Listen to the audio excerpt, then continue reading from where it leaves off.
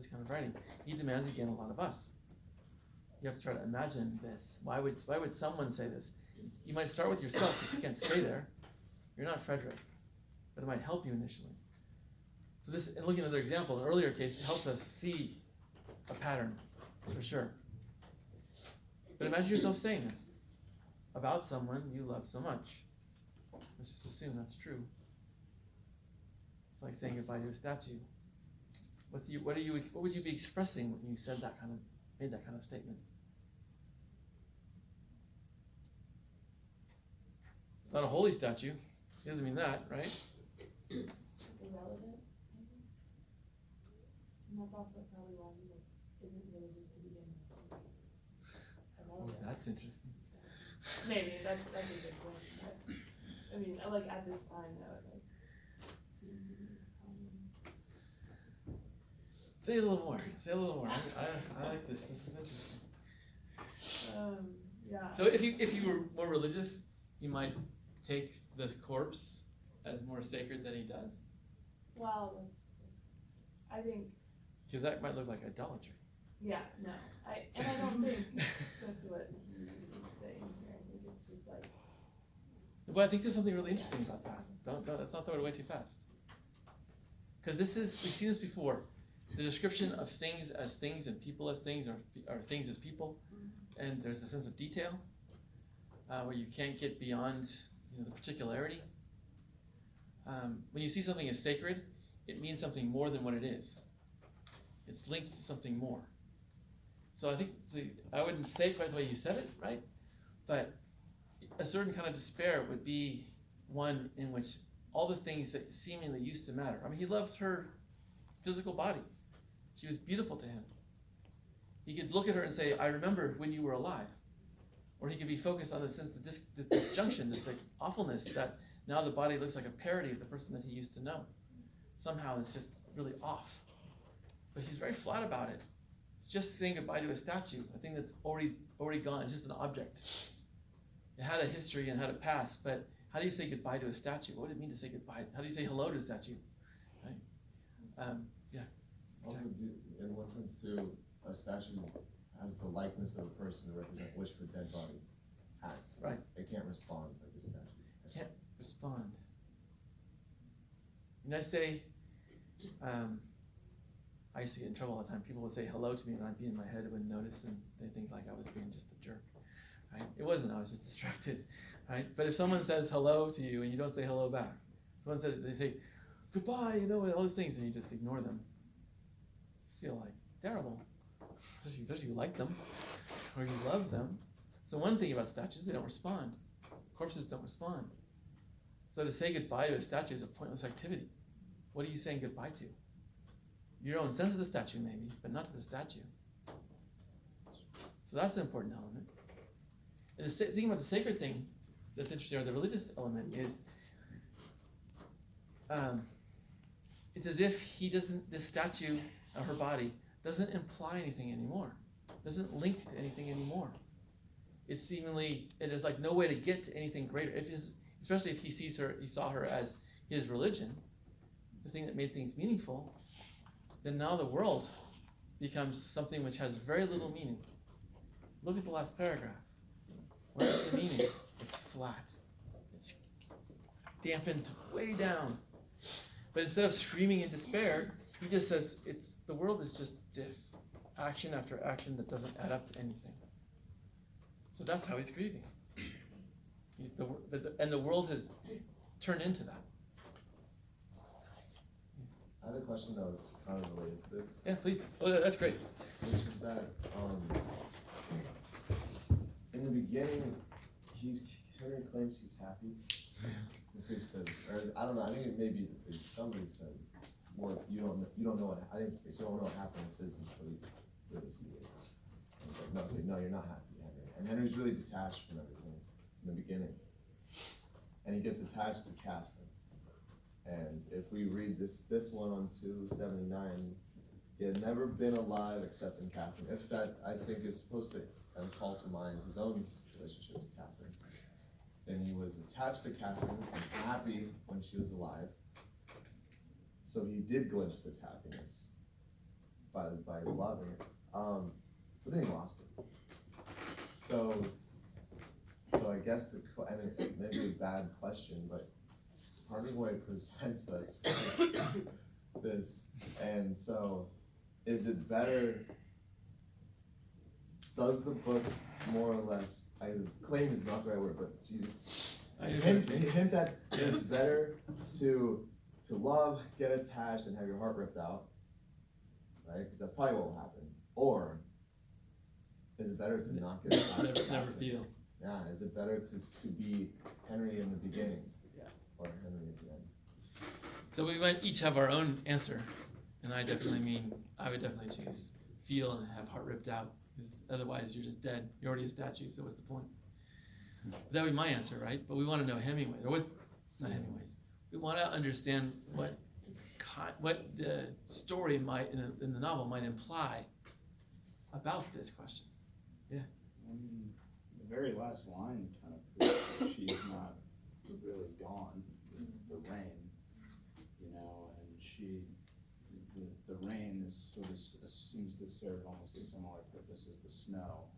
It's the dead, the reminder of the dead, and that wasn't his idea; it was her idea. Yeah. So in his own experience of her, he's already internalized,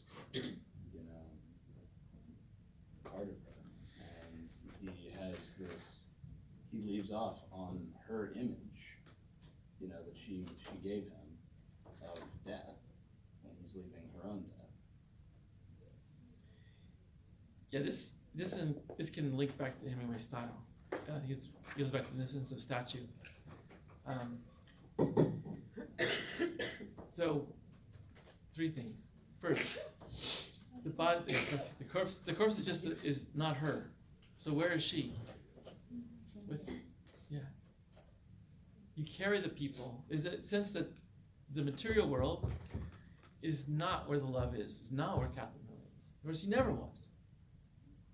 So the love and the spirit is what he has. He now takes it with her. And it's his responsibility to take her with him. Same thing we saw in the dead, a similar sensibility. Hemingway writes in such a way that so much of what's significant is not said. Where is it? It's what's meant, it implies, what we gather. So it's not, if you think of what's said as being like the material stuff, like the statue, like the objects, then the real story is never in the story. It's always what we gather from it. So the ending of the story in some ways confirms the way he has written it, that what matters so much in our life is what we take with us, which can't be lost if we take it with us. If we don't, then it's truly lost. But it becomes his, I think you look at the rain and its patterning throughout the book too, and I think, agree, it would have a kind of significance it would be built up through their interactions. That means that the world has gone flat. The world doesn't mean much anymore. That's the grief. But he's not trying to find her in the world. I'm trying to find a replacement. Certainly that's too early, but he's not. The place he is not in the words that he's saying, the actions he's doing. He is with her. So if you read it this way, Hemingway's answer is live in love.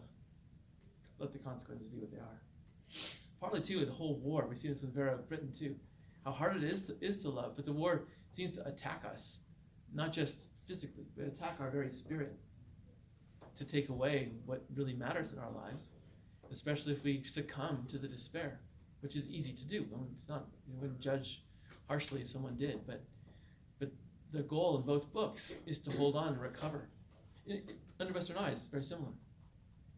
Right? To tell the truth, to lose in essence a kind of life he could have had, with her in the revolutionaries, for the sake of truth, that is to holding on to something greater ultimately, even though the cost is really huge.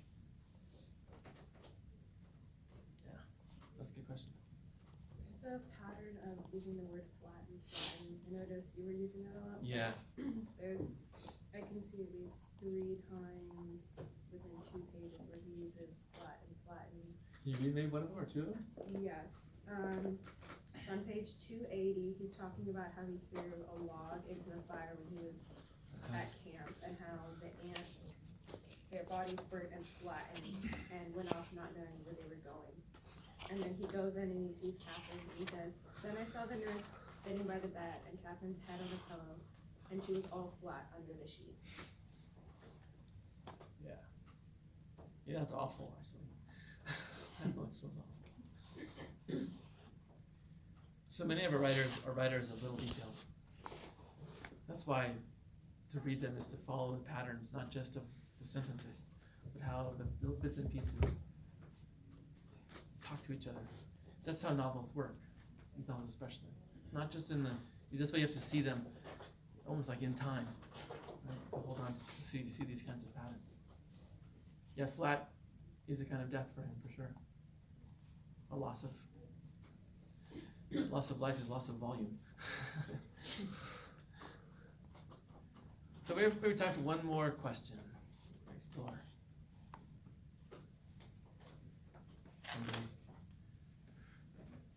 Just something interesting, something that you think is kind of interesting. Yeah, please. My question's different, but I don't like it anymore. Okay. But this is something I just think would be important to talk about, like the way that Catherine and Henry, like throughout, they keep saying like little things like, it'd be easier if we just didn't have this baby, or like, well, what if it died and then it'd just be us again.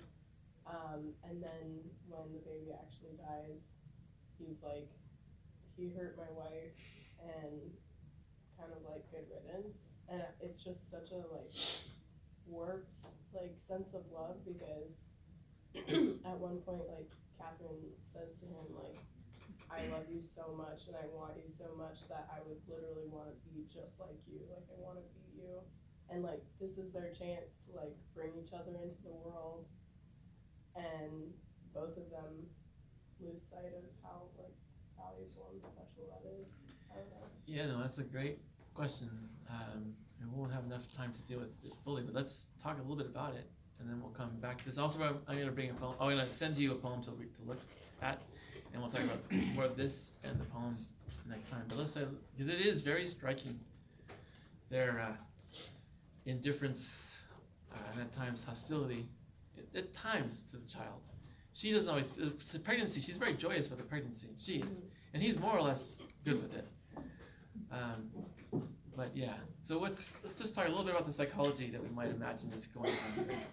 Does it make a sense to where you were talking earlier about their just feeling very like out of place in the world? Like they're always like seeking just like to be alone together, to like leave, to just like go off and do their own thing. So maybe like this child would be that bridge to the world that they don't actually want, maybe? Yeah. Yeah, I used to write something once and saying that my children were like clocks to my life, right? Because literally you can see them as a clock, right? Their growth is time, right? Their change is time. Before you know it, it's over. They're tall, When you have children, you enter out of this mystical union of just the two of you into real life. And it's a transition that's really important, because real love needs that real life, otherwise it lives in a fantasy, and you just start projecting madly, like become the one. So oftentimes there's a phase of that, but then you've got to take that forward into the life of children. So the thing is why they want ultimately the children. The idea of a child was ultimately good for them, but he's lost something, like he's lost a sense of having a life. So to reject the child is in some ways to reject having something like a life outside the isolation of them being together. So it's psychologically, emotionally, and in literature, it's often difficult to deal with kids relative to love. A lot of movies, love movies, romantic movies, no kids. And they usually get one parent too. Like, say it's a couple, and they have parents, right? Oftentimes you'll have, usually it's the mother actually, is off the stage. Too much complexity, too much pulling, And children are the same thing. They offer a different context. But for real life and real literature ultimately needs to somehow explore that. So we'll leave it there. So bring back Hemingway, and also a copy of the poem I'll send you, or I'll send a link to. It'll be Rosenberg, so.